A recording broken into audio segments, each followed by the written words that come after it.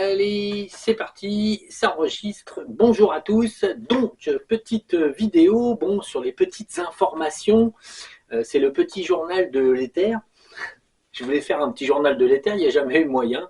Mais bon, finalement, c'est un peu la boîte à conneries aussi, hein, au passage. On fait un peu des deux, là.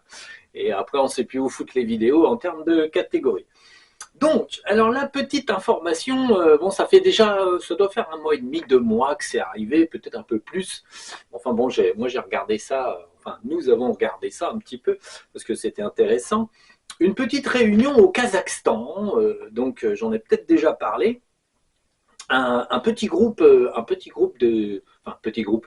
En fait, l'idée, c'était de réunir tous les grands, les grands petits sages de notre petit monde pour pouvoir faire des grandes choses belles avec des fleurs, des kumbhalaya, des choses comme ça. Donc là, la petite réunion, c'est surtout donc tous les groupes religieux, soi-disant du monde, donc les dirigeants, les personnages importants se réunissent là. Alors bon, on remarque quand même un côté hyper friqué dans le truc. Il y a vraiment un phénomène d'argent au Kazakhstan. Bon, bah, ils ont un petit peu de sous, ils ont du pétrole, ils ont des trucs comme ça. Et les bâtiments sont riches. Hein, l'intérieur, ça claque du marbre et tout et tout. Tout le monde est bien habillé, très gentil. Bon, néanmoins, ça sent l'Illuminati, le franc-maçon et les conneries de ce genre. Donc, bon, ils se réunissent et puis, bon, bah, je pense que dans la journée, ça a été. Les conversations étaient, on va dire, aimables et de bon goût, soi-disant. Hein. On parle un peu de la paix, on va essayer de militer pour un truc ou un autre. Et puis ensuite, il y a les petites réunions entre les gens qui savent. Et là, bon, bah là, bien sûr, on a des francs-maçons qui, enfin là, c'est carrément les embagués. Hein, donc, il y avait 2 embagués sur place. Que je rappelle, c'est les chefs de la merde dans le monde. Hein, c'est eux qui touillent la cuillère. Donc, les embagués, c'est vraiment ceux qui font tourner, je dirais, les choses toujours au vinaigre sur cette planète. Et puis là, bon, bah, ils ont donc décidé entre eux, alors c'est très amusant, le côté réunion au Kazakhstan pour faire chouette, pour faire beau et tout, loin de tout le monde. Hein, et en même temps, après, du coup, on fait un petit programme. Alors, comment est-ce qu'on va faire chier les humains, on va dire ces prochains mois là, qu'est-ce qu'on a semé comme idée. Alors en fait, il aurait venu l'idée d'un nouveau virus. Hein, ils vont essayer. Alors bon, c'est toujours des tentatives. Hein. Donc là, ils ont eu l'idée en fait d'essayer de faire un nouveau virus parce que le Covid, ça marche pas, ça marche plus. Hein. Bon, je rappelle quand même que le Covid, moi je l'ai connu il y a plus de 15 ans. Donc les premiers Covid, ouais, 20 ans. Les premiers Covid, moi je les ai rencontrés il y a 20 ans en me demandant ce que ça pouvait bien être. Et bon, bah, forcément, comme moi je les ai rencontrés il y a 20 ans, tout un chacun aussi, sans bien savoir ce que c'est. Du coup, le virus, ça fait trop longtemps qu'il circule, l'immunité se développe. De ce fait, bon, il y a des petits Covid tous autant, mais c'est tout, quoi. En fait, il n'y a plus moyen d'en faire un confinement, par exemple. C'est mort. Donc là, en fait, ils ont décidé de faire un nouveau virus avec une souche qui est ancienne. Donc ils vont certainement bidouiller comme des malades parce que là, ils vont nous faire un truc. Bon, bah, bien sûr, un virus type aérien, parce que ça c'est important, il faut quand même des virus aéroportés, hein, comme celui de la grippe, du Covid, et là ça sera la tuberculose, qui vont essayer de ressemer à travers des souches bien sûr avec des pneumocoques, et de façon à ce que ça passe en rhinite allergique, rhinite trachéite et pneumocoque. Ensuite, on rajoute un petit virus de la tuberculose, histoire que les gens crachent du sang et s'inquiètent et qu'on puisse médiatiser à fond et faire des confinements, bien sûr. Voilà. Donc là, l'idée, celui qui commence à arriver là, parce que je les soupçonne de l'avoir déjà semé, parce que bon, j'ai dans mon entourage des gens qui ont des extinctions de voix, des problèmes de ci, de ça, bon, de ce genre. Hein, bon, rappelons que pour soigner de l'ensemble en fait des problématiques de ce genre, des plantes naturelles comme l'Artemisia annua, par exemple, va largement suffire. Bon, voilà, parce que quoi qu'il arrive, c'est vaporisé dans l'air en permanence. Moi, je me soigne régulièrement et je me soigne pendant 3 jours avec ma petite Artemisia annua, et bon, ça passe, j'arrête 2 jours, tac, ça revient, hein, ils en mettent beaucoup. Hein. Donc, bon, dans le chantrail, là, gaiement, comme ça, ils arrosent, ils arrosent, ils arrosent. L'idée, c'est d'augmenter, en fait, le nombre de virus. En fait, c'est toujours la même chose. Pour une contamination efficace, il est intéressant que la personne, en fait, augmente son seuil de contamination. Donc, c'est les virus par part pas de litres de sang, mais en tout cas de centimètres cubes de sang, c'est les parts pour 1000, des choses comme ça.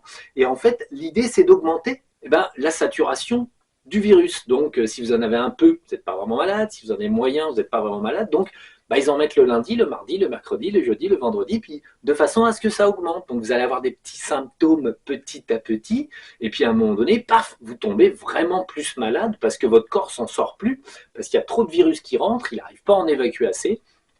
Donc voilà. Donc en préventif, il faut, on va dire, donc si vous sentez que ça gratouille du côté de la gorge, des ganglions, que vous avez des essoufflements, on va dire, des essoufflements là au niveau pulmonaire, en fait c'est l'ensemble du petit virus là qui essaye de s'installer, qui essaye de créer un foyer infectieux. Donc l'idée c'est simplement d'utiliser les petites méthodes classiques, des tisanes, des huiles essentielles, des choses comme ça pour essayer de passer on va dire le cap de l'infection, la surinfection. Voilà, c'est bon. Mais bon, c'est donc le prochain là, enfin le prochain qui est déjà en place. Là, c'est plutôt la tuberculose, c'est sympa, quoi. Puis bon, l'idée, c'est d'arriver à faire un grand confinement mondial encore, et puis de recommencer comme avant. Donc bon, ça sera plus difficile parce que les gens seront nettement moins, on va dire, disponibles à ce genre de choses. Ça devient compliqué sur les vibrations de fond. Alors, après, dans les petites choses qui arrivent, là, c'est une petite question d'hier, ça. Les petites choses qui arrivent en ce moment, on a une grosse tache solaire, un trou coronal énorme. Bon, ça, c'est simplement des préparations, taches solaires en préparation pour la fin de l'année. Donc le soleil, bon, se prépare psychologiquement à nous faire un gros truc. Bon, notons qu'il y a des éruptions solaires fréquemment avec des aurores boréales un petit peu partout, même en France, et que ça, c'est le signe de l'affaiblissement, d'une part, du bouclier magnétique de la Terre. Donc la Terre a du mal à se protéger parce que le cycle est à la descente du bouclier magnétique pour les événements à venir sur ces prochaines années. Et en fait, bon, là, simplement, il y a une grosse éruption en chargement, donc la tache solaire bricole jusqu'à ce qu'elle en lâche une bonne supplémentaire par rapport à ce qu'on vit en ce moment. En ce moment, vous remarquerez que vos téléphones portables, ils sont lents, ça démarre pas, ça avance pas, ça bug, ça coupe les conversations, voilà. Ça, c'est de l'éruption solaire classique qui à noter, quand même, il faut noter l'événement, à noter, il y a 10 ans, il n'y avait pas. Vous voyez, on arrive là en ce moment de plus en plus à une sorte de continuité des petits ennuis électromagnétiques. L'un dans l'autre, on n'y fait plus tellement attention, mais c'est là, en fait, ça progresse petit à petit, le soleil fait son show par rapport aux photons qui arrivent et donc vit sa vie de soleil qui fait son show, il émane en fait de l'énergie, des éruptions régulièrement. Ça va pas aller en baissant, donc voilà, le système moderne fonctionnera toujours de moins en moins. Ça sera super, vous verrez, vous passerez, c'est comme les dernières où on passe à la caisse du supermarché, ça broute, ça veut plus rien savoir, les caisses elles fonctionnent pas, le programme non plus, et la carte bleue elle passe plus parce que ça bloque dans les fils, tout simplement. C'est l'électromagnétisme, le soleil écrase le signal dans le câble. En fait, il fait tellement pression dans les câbles téléphoniques, même pour la fibre, en fait que de toute façon, le signal est interrompu. C'est comme si on pinçait le câble et que les informations ne circulent plus. Donc bon, classique, et ça sera de pire en pire. Alors, l'année 2025, même si personne ne s'en est véritablement rendu compte, nous avons eu, par exemple, Yellowstone en début d'année. Là, il y a des petits reportages quand même qui tournent. Au-delà des trucs débiles sur Internet, en fait, il y a quand même des gens, des petits scientifiques, des choses comme ça, qui font des trucs utiles. Donc là, par exemple, Yellowstone, début d'année, nous a carrément pété les plombs à coup de 80 000 séismes. avec des grondements, des fissures, des remontées de gaz, tout qui disait que bah, ça y est, il allait péter. Et donc les scientifiques étaient quand même pas tranquilles parce qu'ils enregistraient vraiment en fait de très gros problèmes du côté de Yellowstone et ils ont carrément fermé le parc parce que là ils se disaient que de toute façon il fallait absolument faire quelque chose. Ils craignaient de toute façon une éruption mineure ou majeure, ils n'en savaient rien du tout. En sachant que Yellowstone a donné des signes de, en fait, d'un côté ça gonflait et puis de l'autre côté ça baissait, tout simplement parce que le magma en fait se déplaçait dans les chambres de stock de Yellowstone. Donc ils ont observé le phénomène sans pouvoir rien y faire, hein, juste que de observer. Et quand même là, Yellowstone, il nous a fait en fait un petit réveil, une préparation pour les années à venir. Mais voilà, c'est l'être humain, là, commence à prendre conscience de la validité de certaines choses.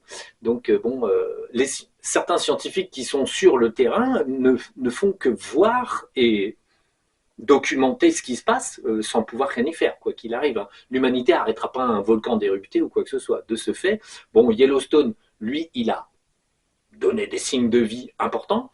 Bon, pour ce qui est la montagne Pelée, c'est pareil. Hein. Je rappelle que la montagne Pelée, c'est un petit peu c'est un point déterminant. Quand la montagne Pelée aura fait sa petite éruption, il ne restera pas grand monde, enfin, il ne restera pas grand temps à la côte américaine pour prendre des raz de marée monstrueux. Donc ça, c'est sur la fin.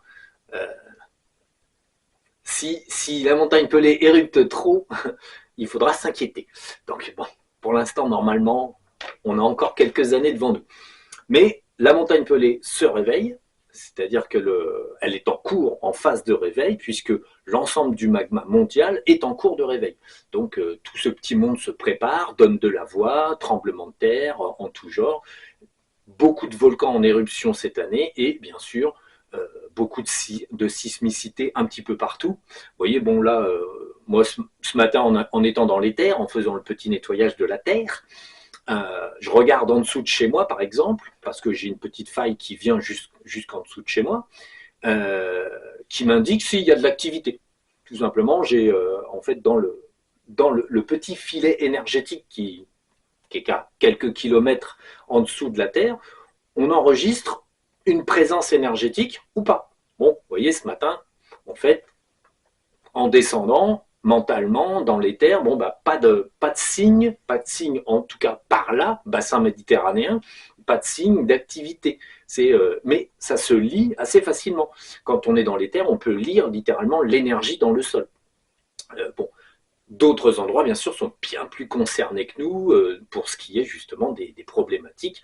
Et bon, toute la ceinture de feu est concernée. Et ça, bon, je reviendrai sur les très grands événements avec toutes les spécificités des grands événements, et je préciserai la taille des choses, l'ampleur des dégâts. Bon, ça sera pour, la postérité. Quand tout se sera écroulé, c'est ça qui est amusant, c'est que tout le travail que j'aurai produit et toutes les vidéos seront disparues, puisqu'on ne pourra pas les lire.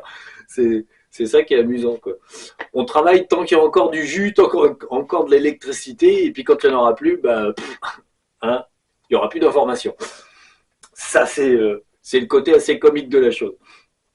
Support merdique, en fait, où on ne peut pas transmettre ce que l'on sait, puisqu'en fait, c'est à très court terme. Donc, les transmissions par l'électronique, comme on a en ce moment. Alors, donc ça, bon, c'était le petit point, tellurique, volcanique et apocalyptique à venir. Donc, petit point, ça avance bien. Et si on prête attention à l'ensemble de ce qui s'est passé sur l'année 2025, bien sûr, c'était plus fort que l'année 2024, plus fort que l'année 2023. En fait, ça va crescendo, hein, comme j'avais bien dit. Hein. Et voilà, enfin, c'est la réalité des faits, quoi. Donc après, on va parler, on va parler des débiles du net, puisque quand même, c'est important de parler des gens qui se manipulent eux-mêmes. Bon, là, on ne va pas dire qu'ils se manipulent eux-mêmes, mais presque. Le mental, en fait, perd le contrôle et en fait, les gens commencent à dire et se comporter de façon complètement débile. Donc, on va revenir un petit peu sur le phénomène des arbres géants, puisque j'ai encore vu une vidéo qui passait, là, un petit gars qui faisait, il met un extrait, là, c'est un truc sur les terres, là, Le petit gars, il fait une vidéo, puis il parle des arbres géants, et il essaye de savoir quelque chose. Donc lui, c'est l'interrogateur, hein, donc l'opérateur, et il pose la question à son canal. Donc ah oui, oui, donc c'est ci, c'est ça, tu vois ci, tu vois ça. Donc la petite nana, elle voit sur l'épaule qu'il y a un trou, patati patata. Donc elle circule sur certaines informations, et je dirais que si en fait, l'interrogateur, donc l'opérateur, ne posait pas les questions à l'envers et ne forçait pas, elle aurait certainement vu d'autres choses et dit d'autres choses. Mais en fait, on voit bien là dans la session, l'interrogateur veut absolument quasiment que la Terre soit plate et que surtout toutes les montagnes soient des anciens arbres, on va dire, du coup, d'anciens arbres stratifiés. Hein, et bon, avec le manque total de logique que ça représente, mais c'est pas grave. Mais lui, il veut absolument que ça soit comme ça. Et il pousse le canal. Oui, mais comme on sait, c'est des arbres, et comme on sait, c'est ci, comme on sait. Il la laisse pas regarder et il essaye de forcer le canal à voir ce que lui il voudrait entendre. Donc bon, là, on est typique dans une démarche de quelqu'un qui ne sait pas mener une séance en fait d'éther et qui essaye de forcer l'individu à voir ce qu'elle ne voit pas forcément.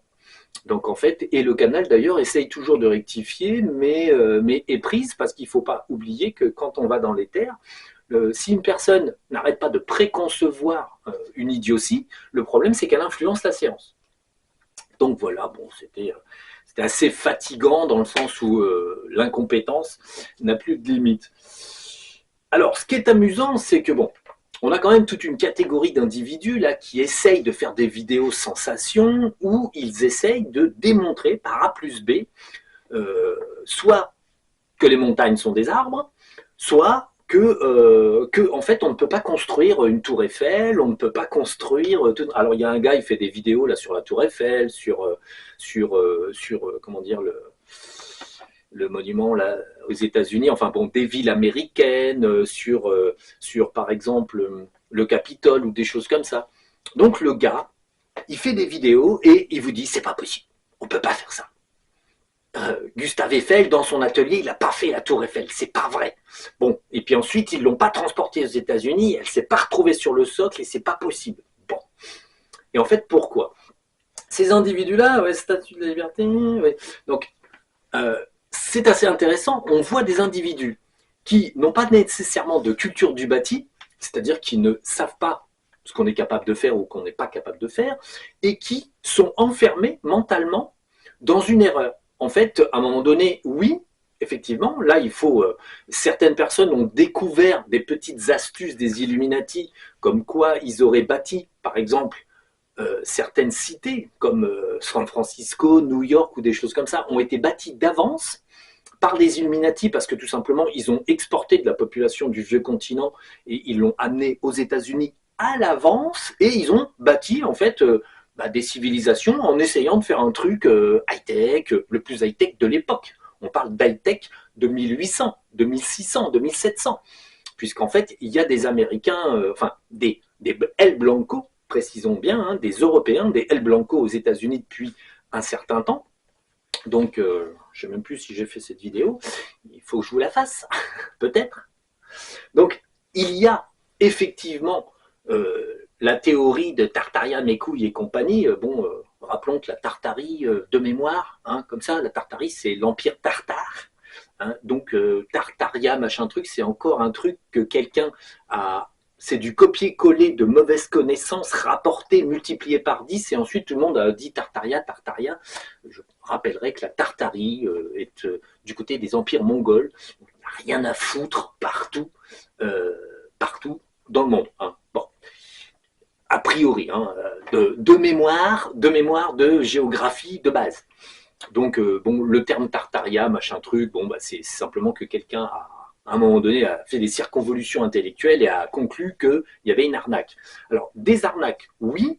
Alors, ce n'est pas des vraies arnaques, dans le sens où ça n'est que des endroits que les Illuminati ont colonisés à l'avance, parce qu'ils savaient que c'était là, parce qu'ils avaient des cartes anciennes, hein, la carte de Peri Reis ou un truc comme ça, qui en fait dessinait les côtes américaines, mais il y a déjà 15 000 ans.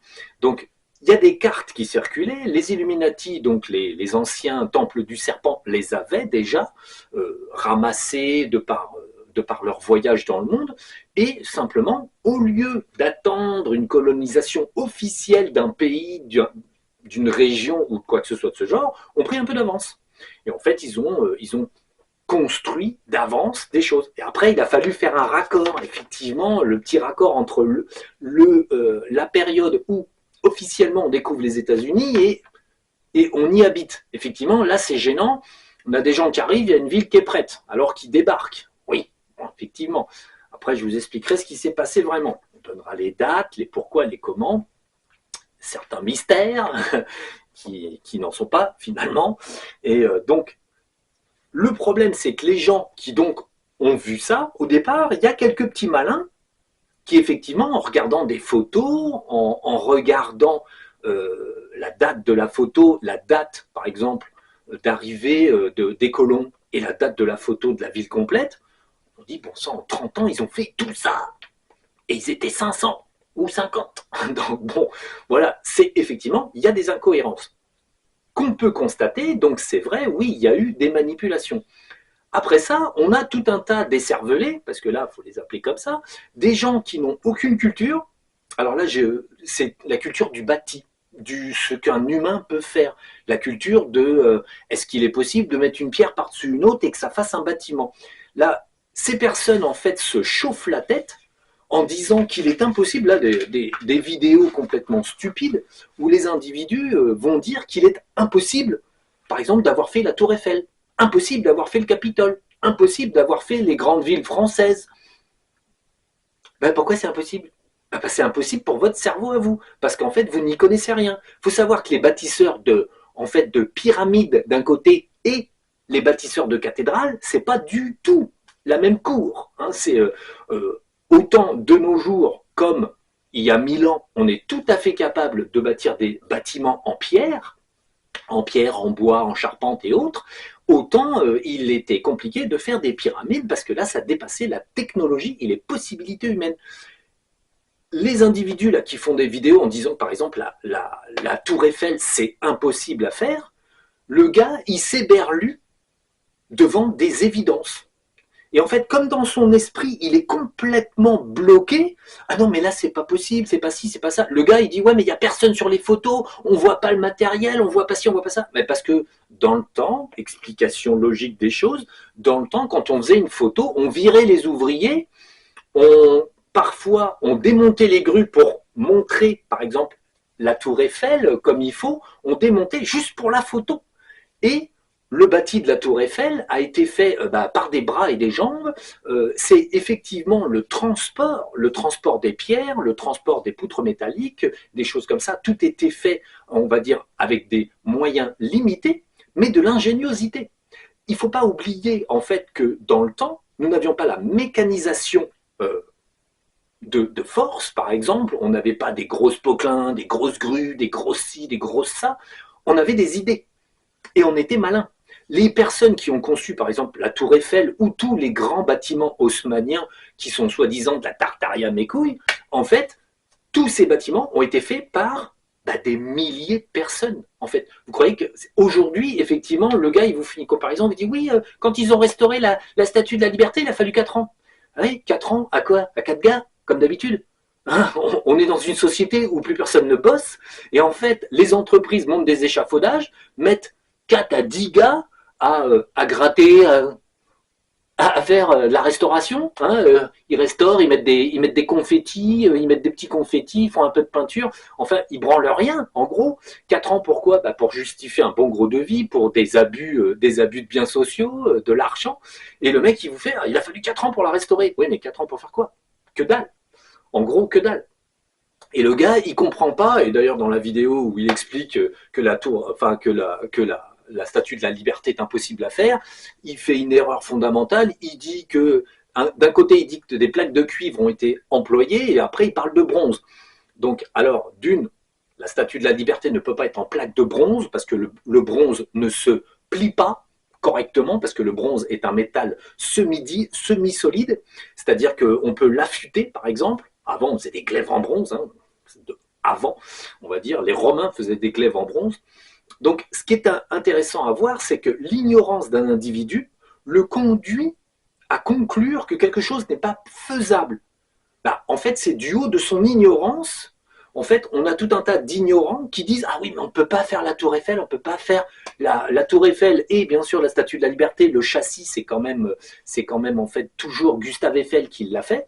Donc en fait, c'est son entreprise qui a bâti en fait, le fondement. Et le gars, il comprend rien. Il comprend rien, il comprend pas que c'est possible. On prend des plaques de cuivre, on les roule, on les tape, on les bosse, on les bosselle, et puis ensuite, bah, on tapote et on fait des détails. Bon, dans la Statue de la Liberté, le détail, c'est pas des petits détails comme ça. Hein. Non, non, c'est des détails, quoi. On fait un pied, on fait un orteil, un œil, tout est énorme. Alors, ça fait des tonnes. Comment peut-on monter des tonnes? Eh bien, comme on a toujours fait précédemment, de nos jours, on fait par exemple des levages de très fortes charges avec des très grandes grues qui dépassent la taille de ce qu'on veut accomplir. Avant, en fait, on bâtissait et la grue, entre guillemets, montait avec, ce qu'on utilise encore pour certains ponts, la grue montait avec, les grues étaient démontables, c'était en fait de très simples systèmes, la grue montait sur le bâtiment pour pouvoir simplement hisser les choses d'avant. Rappelons que la Statue de la Liberté est un Lego, tout comme la Tour Eiffel. Quand on veut changer quelque chose dans la Statue de la Liberté ou dans la Tour Eiffel, c'est un Lego, c'est-à-dire il suffit de retirer, on va dire, des rivets, vous retirez une pièce, hop, vous en remettez une, vous re-rifter à chaud, bon, c'est la chose qu'on ne sait plus faire de nos jours, ou très rarement faire, puisque ça c'était la technique d'avant, le riftage à chaud. Donc, les mecs qui riftaient à chaud toute la journée, pour eux c'était du B à bas, c'était qu'est-ce que tu fais? Bah, je rifte, c'est compliqué, bah non, c'est simple. Bon, aujourd'hui, tu dis à un mec, va me rifter à chaud un châssis, il va te dire, compliqué, on fait comment? Et moi je sais souder, rifter à chaud, non, je sais plus. La technologie qu'on a fait évoluer, on a perdu le savoir-faire d'avant. Donc, ce que faisaient toute la journée les ouvriers de Monsieur Eiffel, rifter à chaud, mettre des poutrelles, hisser avec des simples poulies, aujourd'hui, on a des grues, on a des boulonneuses, on ne sait plus rien foutre. Alors, on a un artisanat qui est encore compétent dans certains domaines, mais pas tous. Maintenant, on fait surtout de la maison démontable, ou qui peut s'envoler ou se casser facilement, hein, monter avec de la mousse PU, des petits parpaings en plastique et des choses comme ça. On est plus du côté du Lego et des baraques qui tiendront 25 ans avant de s'écrouler totalement. Mais avant, en fait, l'humanité bâtissait et savait bâtir en fait des maisons, des immeubles en pierre. Et le gars, il vous fait toute une analyse comme quoi comment dire, ça c'est lequel? C'est le grand bâtiment américain, là, c'est pas le World Trade Center parce que lui il est tombé, hein, c'était politique, mais donc l'une des grandes tours américaines, il dit qu'elle a été bâtie en 4 ou 6 mois. C'est pas possible. Bah, ça reste un Lego métallique. C'est je sais plus c'est laquelle, la grande là, avec la pointe. Bref. Donc l'idée c'est que les personnes comme ça qui sont face à leur ignorance pensent que c'est pas faisable alors qu'il est facile de faire des bâtiments quand on est très nombreux. Alors évidemment, aujourd'hui, les entreprises, on a plus de machines, de téléphones portables et de conneries de ce genre que de travailleurs. Dans le temps, pour bâtir, que ce soit une grange ou un bâtiment important, les gens s'y mettaient à plusieurs. À plusieurs, mais c'est pas à plusieurs 10 ou 15. Non, non, il y avait des centaines d'ouvriers sur le chantier, quand c'était pas des milliers. Quand le projet était, par exemple, quand le projet de la tour Eiffel s'est monté pas trop vite, parce que c'était technique, et il y avait un nombre mesuré d'employés, mais pour des grands projets comme aux États-Unis où ils ont fait en fait des grandes tours assez rapidement, comment ça a avancé si vite? Bah, très simple, la main-d'œuvre. Des gars, voilà. Bon, il y en a un qui tombe, c'est pas grave, il est mort, hop, on en remet d'autres. Dans ces cas-là, on n'aurait pas pu, par exemple, bâtir le barrage Hoover. Le barrage Hoover aux États-Unis, l'un des premiers barrages qui a consommé beaucoup de vie humaine, hein, parce qu'en fait, simplement à l'époque, ils n'étaient pas trop conscients que il y avait les premiers engins diesel ou essence, et ils faisaient tourner ça dans des trous, des excavations, et les mecs qui mouraient pendant la construction, simplement parce qu'ils respiraient des gaz d'échappement toute la journée. Comme ça n'était pas encore bien connu les effets en fait des gaz d'échappement, ils comprenaient pas trop ce qui se passait. Et après, il a fallu qu'ils réfléchissent. Ah merde, ah ouais, on peut pas faire bosser les gars. Enfin, on peut, ils crèvent, mais c'est embêtant, il faut les remplacer. Donc bon, donc ils ont fait crever des tas d'employés pendant le barrage ouvert, tout simplement parce que ils s'en foutaient des gens. Ils ont fait un gros barrage, des milliers de tonnes de béton qui étaient acheminés plus ou moins avec des machines, plus ou moins avec des systèmes archaïques, et pourtant le barrage ouvert a été fait. Ça n'est que du béton, et ça fait en fait, des cubages impressionnants de béton qui ont été produits, et ça, c'est pas possible pour les petits gars de la Tartaria, machin truc, parce ils ont l'esprit complètement rétréci. Ce qu'il faut voir, c'est qu'il y a une différence entre impossible à bâtir, une pyramide, par exemple, parce que l'exactitude et la technologie dépassent de loin de ce que peuvent faire les humains. Et il y a une différence entre quelque chose qui a été fait par des gens compétents, qui savaient tailler la pierre, qui travaillaient. C'est pareil, il faut resituer les choses. Aujourd'hui, un employé, quand il bosse 7 heures, 8 heures par jour, c'est bien. Début du siècle, on bossait 14 heures par jour. Bon, on n'était peut-être pas efficace 14 heures par jour parce qu'on était crevés, mais en fait, les gens, il n'y avait pas de règles de travail, que ce soit aux États-Unis ou en France. Début du siècle, en France, les gens bossaient comme des abrutis, dormaient littéralement sur le travail, parce qu'en fait, ils étaient épuisés. Mais c'était comme ça. Les patrons, entre guillemets, faisaient ce qu'ils voulaient, et sur un chantier, on va dire, où on faisait de la maçonnerie ou des choses comme ça, on continuait de travailler, on faisait des équipes, ça tournait, les gens bossaient énormément, c'était comme ça. En usine, c'est pareil, les gens ils faisaient pas 6 ou 7 heures d'usine, non, ils faisaient 10, 12 heures d'usine. Et en fait, voilà, on exploitait la main-d'œuvre, c'était de l'exploitation humaine, hein, c'est pour ça qu'ensuite on a fait les syndicats, on a fait ceci, on a fait cela, les droits du travail, qu'ensuite on a reperdu de nos jours. Donc bon, il faut comprendre que Tartaria, machin truc, il ne faut pas confondre ce qu'un humain ne peut pas faire et ce qu'ont fait les hommes. Quoi qu'il arrive, même si il s'est bâti des cités à l'avance aux États-Unis ou dans certains coins du monde où on a pris un peu d'avance sur l'histoire, les Illuminati ont fait ça, quoi qu'il arrive, c'est encore des êtres humains qui l'ont bâti. Il n'y a pas de secret, on va dire, phénoménal derrière la Tour Eiffel, derrière la statue de la liberté, il n'y a aucun secret. Le type qui fait les vidéos, il est complètement à côté de la plaque, il montre le socle, il dit comment ça se fait qu'il n'y a pas plus de photos, pourquoi il n'y a pas d'ouvriers, pourquoi ci, pourquoi ça, et là, et ci, et ça, et... Le gars, il est complètement fumé. Pourquoi il n'y a pas plus de photos? C'était le début du siècle. On passait son temps à travailler, on était dans le réel, c'est-à-dire on bâtissait. Les êtres humains étaient moins tarés qu'aujourd'hui. Aujourd'hui, une personne qui va vous faire la moindre truc, il va faire plus de photos que de travail. Parce qu'en fait, il est complètement halluciné par la société du visuel. Hein, du coup, tout le monde fait des photos de tout ce qu'il fait. Le moindre crétin qui fait un jardin fait des photos. Le moindre crétin qui monte 3 parpaings fait des vidéos pour les mettre sur YouTube. Moi, je vois passer des vidéos sur YouTube. Les mecs sont tout fiers de vous montrer qu'ils ont fait ci, qu'ils ont fait ça. C'est mal fait. C'est absolument pas dans les règles de l'art, c'est complètement nullissime, mais ils sont ravis, quoi, ils sont ravis, ils ont fait une vidéo. En fait, on en est là, on est sur une société qui surcommunique, alors qu'au début du siècle, faire des photos, faire des vidéos, c'est pas que ça coûtait cher, mais c'est que c'était simplement rare, parce que c'était pas du matériel facile à fabriquer. Il faut savoir qu'une caméra ou un appareil photo était entièrement fait à la main, il fallait un certain matériel de développement, il fallait, c'était compliqué la photographie, c'était chimique, compliqué, il fallait être soigné, et les appareils eux-mêmes étaient des trucs qui étaient entièrement faits à la main, quasiment par un horloger, parce qu'il fallait le diaphragme, le ci, le ça, tout ça c'était des trucs montés à la main. C'était pas donc les appareils photo, c'était pas comme les portables, ça, on n'en trouvait pas dans n'importe où, dans une poubelle. Donc là, ce qu'on a, c'est des hommes modernes.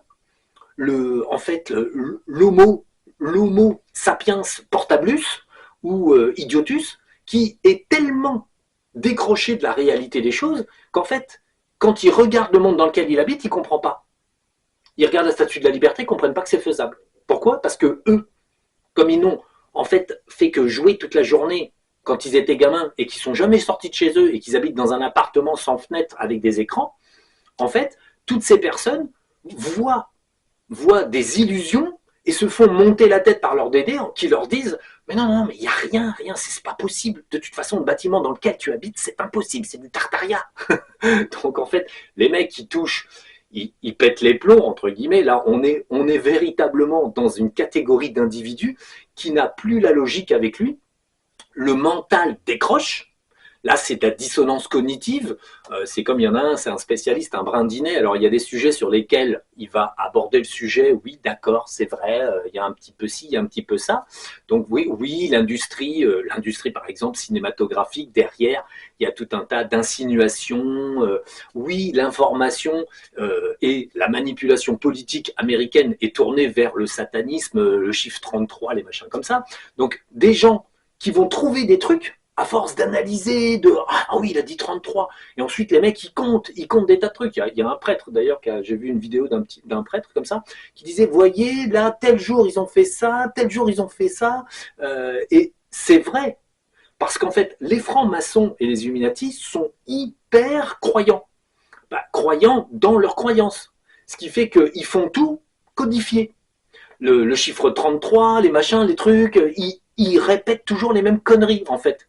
Donc, effectivement, il y a effectivement derrière toutes ces soi-disant hasards qui n'en sont pas, il y a des gens qui ont réfléchi qu'il fallait faire les choses comme ça, parce que c'était bon pour l'énergie satanique, patati patata. Oui, il y a des gens comme ça. Le seul problème, c'est les gens qui arrivent à remarquer ça. Parce qu'en fait, d'un côté, vous avez des débiles qui passent leur temps à manipuler l'information pour faire coller un agenda soi-disant satanique avec l'information et les informations distribuées au monde entier, en croyant que si 33 jours après ceci, 33 jours après cela, 33 heures, 33 minutes, 33 secondes, vous allez obtenir des rythmiques, on va dire, donc sataniques. Donc, ces gens-là, eux, ils y croient. Bon, ils sont à côté de leur pompe. Hein, bon, faut pas leur dire, hein, un franc-maçon, s'il peut faire le débile toute sa vie, ça l'occupe, quoi. Mais, en fait, vous avez des gens qui remarquent tout ça et qui s'en inquiètent. La lucidité, c'est de savoir qu'en fait, peu importe que tu fasses le JT à 33 heures, ça va être compliqué, mais c'est comme ça. Bon, à 33 heures plus tard que 33 heures de ceci, ou 33 heures, 33 minutes, ou quoi, ça n'a aucune espèce d'importance.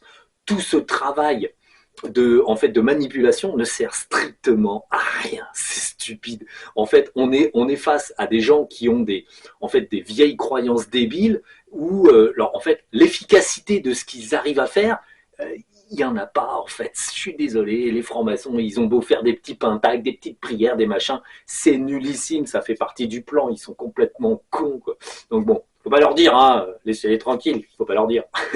Mais ce qui est amusant, c'est qu'après, ces gens-là, bon, ils voient que c'est impossible de faire la Tour Eiffel, malheureusement elle est là, bon.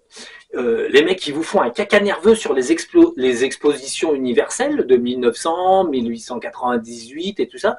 Ah oui, il y a eu telle exposition, ils ont tout bâti, ils ont tout détruit. Ah ouais, c'était l'époque du colonialisme. On avait des pelles, des râteaux, des bateaux entiers d'esclaves et on faisait des trucs, on faisait bosser les gens. Les riches chiaient sur les pauvres à cette époque-là. Bon, encore de nos jours, mais quand on a, à un moment donné, une civilisation avec un écart aussi grand, les pauvres étaient contents de travailler à l'exposition universelle de 1900 ou de 1898. Pourquoi ? Parce qu'ils étaient dans un projet important. Bon, ils gagnaient 3 fois rien, comme d'habitude, ils bossaient 14 heures par jour pour faire des bâtiments qu'on détruirait après. Et quoi ? C'était comme ça, on faisait du fast. Aujourd'hui, on fait pareil, sauf qu'en fait, on fait des trucs nettement moins solides et en plus, ça tombe, mais tout seul. C'est pas, hein. Les Dubaïotes s'en apercevront bien assez tôt. Ils font des trucs soi-disant solides et ils vont se les prendre sur la gueule très rapidement parce que la terre, papa a dit, il faut pas bâtir sur le sable. Il faudrait leur répéter. Mais bon, c'est pas grave. Mais bon, faut pas leur dire. Donc l'idée véritable là-dedans, c'est que les coutumes, entre guillemets, des années 1900, où on a bâti, par exemple, bon, les boulevards haussmanniens, un petit peu avant, les boulevards haussmanniens, la Tour Eiffel, toutes les grandes tours, toutes les grandes villes qui se sont bâties, non pas comme des champignons, mais qui ont été très vite quand même, c'était la main-d'œuvre. la main-d'œuvre, la main-d'œuvre, la main-d'œuvre. Il y avait une main-d'œuvre infinie. Et puis les gens avaient besoin de travailler, besoin d'argent, et les gens étaient courageux. Aujourd'hui, on est dans une société inverse. On aurait besoin de main-d'œuvre, mais plus personne ne veut travailler. Et là où, avant, quand par exemple, à la campagne, moi je connais très bien le sujet, on montait des granges à la campagne. Les paysans, ils montaient des granges avant la moisson ou après la moisson. En 2-3 mois, une grange, elle était montée. Mais est-ce que le paysan était tout seul?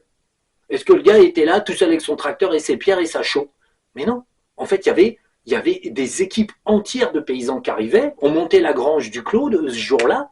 Enfin, en tout cas, sur les moments où on avait du temps, on montait une grange. Bon, il y avait les moissons à faire, il y avait ci, il y avait ça. Donc, bon, dans les intercalaires, on faisait la grange de Grand Louis, on faisait la grange du Claude, le Glaude, par exemple. Et même si la grange était grande, elle était extrêmement vite faite. Dans le domaine du bâtiment, c'était normal que ça aille vite. Pourquoi? Parce que pour monter la grange, c'était pas comme aujourd'hui. On n'avait pas un pont, ainsi, un machin, et puis une grue, un machin, et ça n'avance pas. Et on était 2 sur le chantier. Non, non. On était 30 ou 40 sur le chantier. Et les mecs qui montaient les pierres, parce qu'on montait de la pierre, de la chaux et des machins, eh ben, le système était bien huilé. Il y avait des mecs qui amenaient les pierres en permanence, des mecs qui faisaient de la chaux en permanence, des mecs qui montaient et descendaient les pierres, la chaux, tout le bordel sur les murs en permanence, et il y avait des mecs qui montaient les murs en permanence. Il y avait même le bourreur de mur, hein, parce qu'en fait, tu avais les mecs qui étaient les poseurs de pierres, devant et derrière le mur, et ils n'étaient pas que 2. Hein, vous aviez, sur un mur, vous pouviez avoir 6 poseurs, et ils posaient les pierres, hop, ils continuaient, il faisait que les façades, il y avait quelqu'un qui bourrait le mur au milieu, il y avait un autre qui amenait la colle, il y avait un autre qui mélangeait de la colle en permanence, et ça, c'est seulement une équipe, parce qu'autrement, l'équipe se répétait autant de fois qu'on avait besoin de pierres, de ci, de ça, donc il y avait une main d'œuvre infinie. Il y a des gens qui étaient payés juste à faire de la colle, à faire du ciment, donc de la chaux. À l'époque, chaux au sable. Ils faisaient que ça, ils mélangeaient la chaux, le sable, ils l'amenaient, ils le mélangeaient, ils faisaient que ça, ils étaient 2. S'il y avait besoin que d'eau, s'ils en avaient besoin de 4, ils étaient 4. S'il y en avait besoin de 6, ils étaient 6. S'il fallait qu'ils soient 10, ils étaient 10. C'est ça qu'il faut comprendre. Maintenant, on a une bétonnière, mais on n'a que 2 maçons qui font le montage, le borage, aller chercher toutes les pierres, faire toute la colle, et patati et patata, et évidemment, ça n'avance pas. C'est évident. Les très gros chantiers avancent très vite quand il y a beaucoup de monde sur place, tout simplement parce qu'il y a beaucoup de manœuvres sur place. Une toiture en tuile, dans la région où je suis, c'est de la tuile. En fait, une toiture en tuile, tout seul, il faut monter les tuiles, tout seul, peut-être pas dans la merde, il faut monter et descendre de l'échelle, vous n'en sortez pas. Donc, mais, allez, vous avez un télescopique, donc allez, posez le télescopique, et puis il faut faire des allers-retours sur la toiture pour monter les tuiles. Oui, mais quand vous êtes 25, vous faites comment? Il y a des gars en bas, il y a des gars au milieu, des gars sur la toiture, on se jette les tuiles. Bon, c'est une question d'expérience, puisqu'en fait, il ne faut pas que les tuiles finissent par terre, mais on se jette les tuiles, on répartit les tuiles, il n'y a pas un poseur, il y a 2, 3, 4, 5, 6 poseurs. Et on pose. Une toiture est faite en une journée. Quand on est 25 sur une toiture en tuiles, peu importe si elle fait 200 mètres carrés, le gros des tuiles est étalé dans la journée. Ensuite, on fait les finitions, les rives, le fêtage, c'est débarrassé. En 3-4 jours, c'est fini. Où est-ce qu'est le problème? Il n'y en a pas. Le nombre.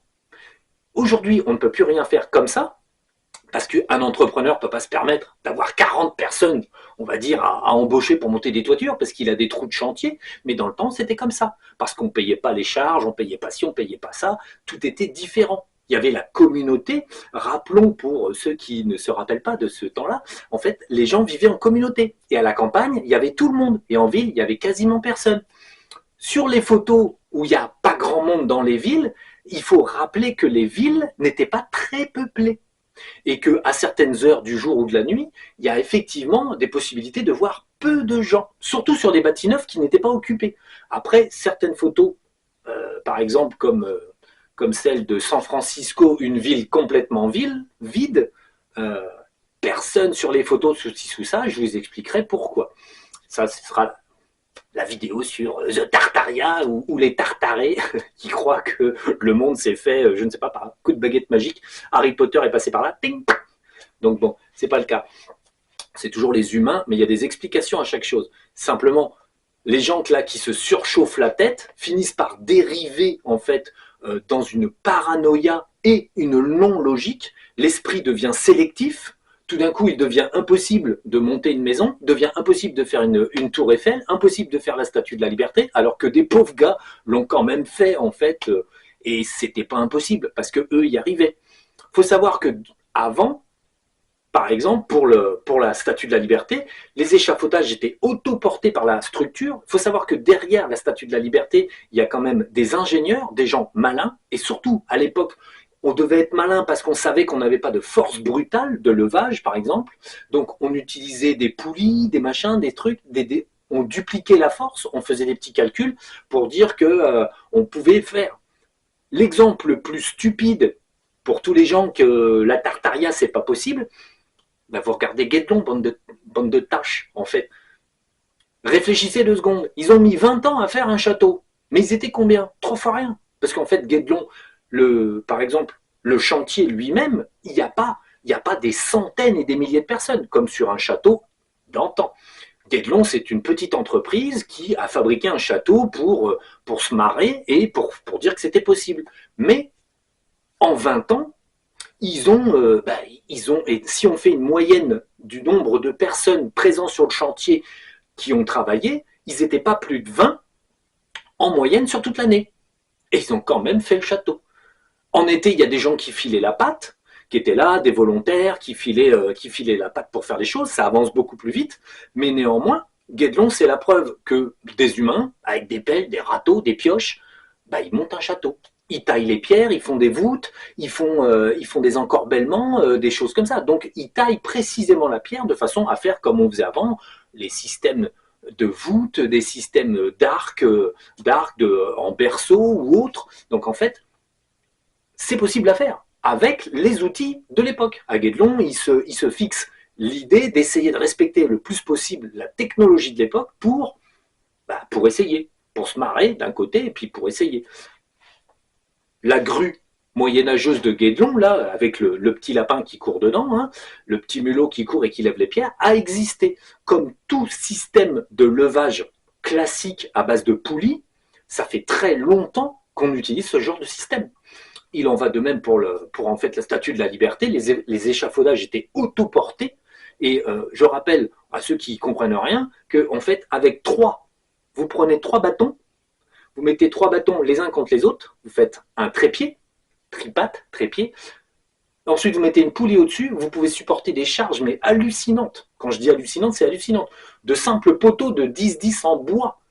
Comme ils sont debout, appuyés les uns contre les autres, vous n'avez même pas besoin de système complexe. Quand vous liez les poteaux, vous faites un trou dans les poteaux, vous passez des cordes, vous serrez, vous resserrez un peu, vous mettez une poulie. Du moment que la poulie a un bon système de duplication en fait de la puissance, vous pouvez lever des tonnes avec pas grand-chose. Et en fait, c'est comme ça que travaillait qu'on travaillait pour la Tour Eiffel, qu'on travaillait pour toutes ces choses-là. C'était lever. Alors parfois avec des treuils mécaniques diesel ou des choses comme ça, ou des treuils manuels, ou des chevaux qui tiraient à la longueur sur des grandes cordes. Il faut savoir qu'à cette époque-là, on n'utilisait pas des câbles, on utilisait des cordes, et c'était tout aussi solide. À l'époque, on n'utilisait pas des échafaudages avec des filets, des fixations compliquées. On bossait sur des échafaudages en bois, avec des planches de bois. Il y avait proportionnellement pas plus d'accidents, pas moins d'accidents, parce que les gens savaient très bien les limites de leurs planches, on faisait attention, on n'était pas idiots, mais effectivement la sécurité n'était pas la même qu'aujourd'hui. Aujourd'hui, un échafaudage, il a des rampes partout, des barrières, des filets de sécurité anti-chute, vous êtes attachés comme ci, comme ça. Bon, dans le temps, on n'avait pas tout ce matériel-là, et on travaillait très bien, et on s'en sortait. Il n'y avait pas plus de morts sur le bâti qu'aujourd'hui. Aujourd'hui, on fait tellement confiance au matériel, on va dire, de protection qu'on ne fait plus attention. Moi, la preuve la plus évidente, c'est par exemple les chaussures de sécurité. Tous ceux qui mettent des chaussures de sécurité ne font jamais plus attention à leurs pieds, ça tombe, ouais, c'est pas grave. La chaussure, elle encaisse. Puis le jour où ils sont chez eux, en train de travailler dans le jardin, ils n'ont pas les chaussures de sécurité, ils font tomber un truc, ah, ça fait mal, hein. Bah, ouais, t'as plus l'habitude de retirer tes pieds. Donc les habitudes ça change. Donc bon, moi j'ai souvent vu les mecs en pompe de sécu, en fait, ne plus faire du tout attention à ce qui tombait sur leurs pieds. C'est jamais une bonne idée. J'ai toujours retiré mes pieds, moi, hein, avec ou sans pompe de sécurité, mais moi j'en mets pas beaucoup, donc je retire mes pieds en cas de truc qui tombe. Donc bon, on travaille différemment selon les époques. Mais ceci dit, l'humanité a bâti des gros trucs en fonction de ses moyens. Les Romains étaient des grands bâtisseurs, mais après, au-delà, on est sur la base. Au-delà de ce que l'humain peut faire, effectivement, c'est pas l'humain qui l'a fait. Mais tous les bâtiments dits modernes, hein, tout ce qui a été fabriqué, là, c'est, de toute façon, c'est 10 000 dernières années. Tout ce qui a été bâti ces 10 000, 12 000 et peut-être même 13 400 dernières années, c'est les humains qui l'ont fait. Tout le reste, c'est pas les humains, d'accord. Tout ce qui est trop lourd, trop gros, trop précis, c'est pas les humains. Mais ça ne justifie pas toutes ces vidéos complètement ubuesques de gens qui sont perdus, paumés. Bon là, il faut recadrer les choses. En ce moment, c'est compliqué pour l'humanité au niveau de la tête. Hein, on s'en rend compte tous les jours. Donc, effectivement, les gens commencent à rentrer dans une sorte de micmac cérébral et les personnes qui voient, on va dire, qui voient des complots partout, hein, parce que là, c'est bien, en fait, ils pensent qu'il y a des complots partout. Le problème, c'est que ces gens-là, en fait, se font manipuler. D'un côté, ils vont donc débusquer un lapin. Bon, très bien, le lapin de quelques civilisations un peu à l'avance. Et ensuite, ils vont se persuader qu'en fait, tout a été fait comme ça. En fait, remettant la logique de côté. La logique, en fait, l'évidence de côté. Et en fait, leur ignorance, en plus, leur sert à étayer leur théorie. Ce qui fait que plus la personne ignore comment on fait, par exemple, pour monter une grosse pierre ou un truc avec une poulie, plus lui il ignore, plus il estime que c'était donc impossible et que donc il y a un magicien derrière ou un extraterrestre. Donc, le problème, c'est qu'on a une multitude d'individus là sur Internet qui commencent à raconter mais n'importe quoi. Bon, les arbres, j'en ai déjà parlé. Bon, être bloqué cérébralement sur le fait qu'une montagne est un arbre, c'est comme la Terre plate. À un moment donné, on est sur un moment où l'individu n'a plus la raison, en tout cas, qui résonne. La raison est bloquée. Ces explications qu'il se donne à lui-même, ce sont des explications complètement ubuesques et l'évidence, il la mettra de côté. Si par exemple on lui fournit quelque chose, une preuve matérielle, non, non, non, non, non, c'est pas possible. Non, non, non.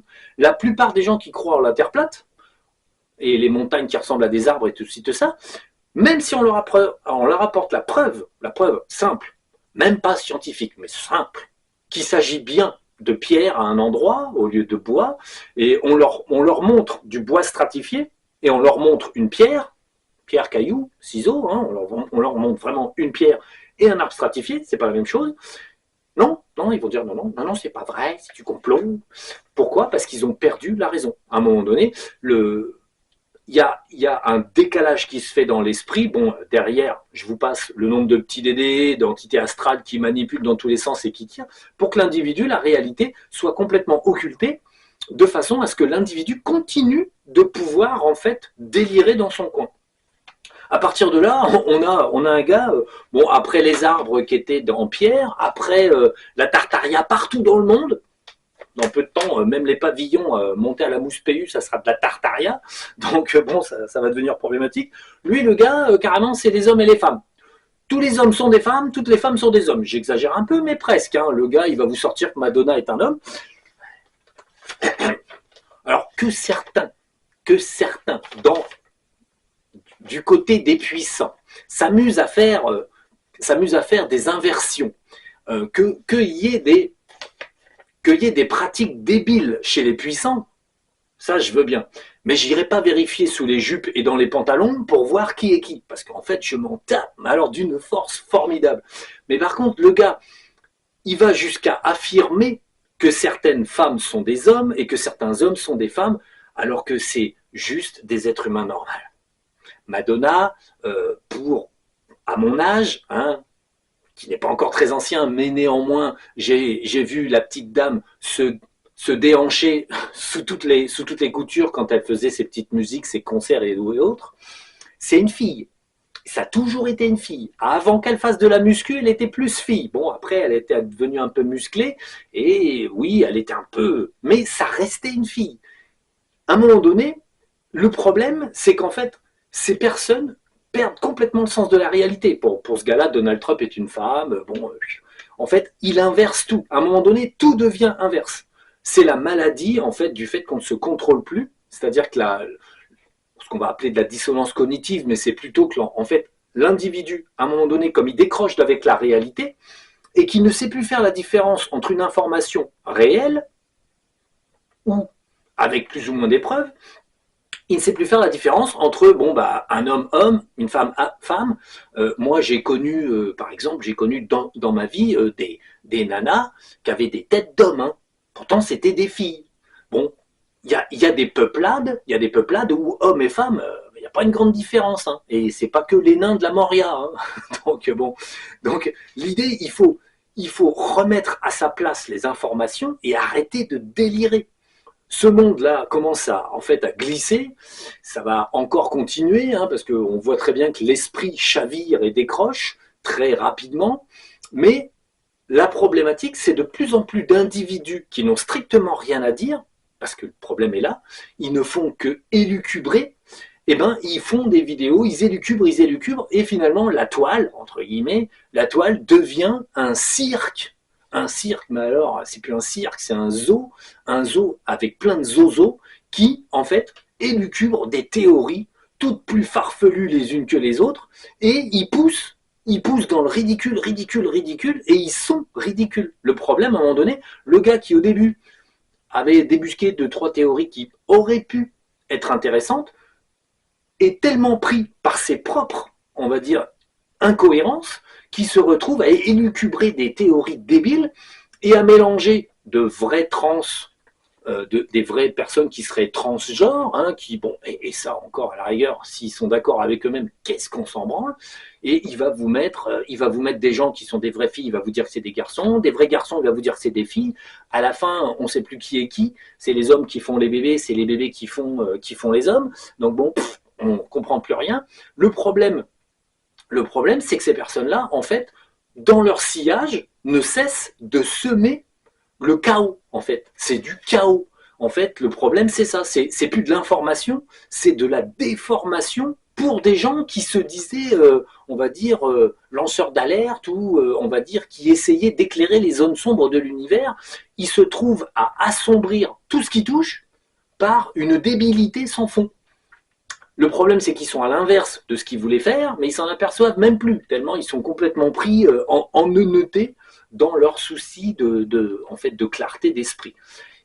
Dans chaque chose, il faut que l'esprit reste mesuré. Si une chose pose un problème, entre guillemets, qui est qui, hein, est-ce qu'il a un zizi ou pas, bon, a priori, certaines choses, en fait, importent peu. D'un côté, d'abord qu'une femme soit une femme ou un homme ou quoi que ce soit, qu'est-ce qu'on en a à foutre finalement. Mais le problème fondamental, c'est plutôt de voir des vessies et des lanternes partout et tout mélanger ensemble. Parce que ça fait que tous ces individus qui, dans le temps, sans Internet, sans l'ultra-communication, seraient restés le timbré du village, tout simplement, en fait, le problème, c'est que tout ce qui en fait dérange leur esprit, ils l'exportent à l'infini sur la toile. La supercommunication actuelle amène la dégénérescence en fait, de l'individu. Bon, certains d'entre vous ont tendance à ne plus avoir la capacité de voir certaines vidéos. Alors c'est assez naturel, c'est en fait là avec les vibrations qui arrivent, on va dire ça force pas mal sur le cérébral, et il y a le phénomène en fait que certaines vidéos en fait vont heurter mentalement en fait votre tolérance. Mettons que vous aviez une tolérance de 1 à 28, vous tolériez 28 niveaux d'ineptie, et bien maintenant avec les énergies qui arrivent, votre tolérance elle est tombée à 5-7 niveaux d'ineptie. Et vous ne tolérez plus certaines inepties parce que ça va bombarder votre esprit de tout un tas de choses, vous n'avez plus envie. Ça rentre plus, ça passe plus. Ça, c'est du fait d'augmentation des fréquences et les encombrements, entre guillemets, toutes les entités astrales, les petits dédés, les choses comme ça qui encombrent, ont tendance à pousser un individu à se relimiter mentalement à l'essentiel. Je dis, bon, si je veux rester cohérent, je ne dois pas m'éparpiller. il y a un petit peu cet effet-là. C'est logique que certaines personnes n'arrivent plus à regarder les vidéos de telle ou telle personne parce que la toxicité qui est engendrée par ces individus à travers des propos incohérents, des théories complètement farfelues, avec un très faible taux de réalité au départ, bon bah certaines personnes ne peuvent plus ingurgiter ces informations parce que c'est vraiment comme si on buvait un café trop chaud ou une boisson trop froide, ça devient impossible, ça devient désagréable, on n'a plus envie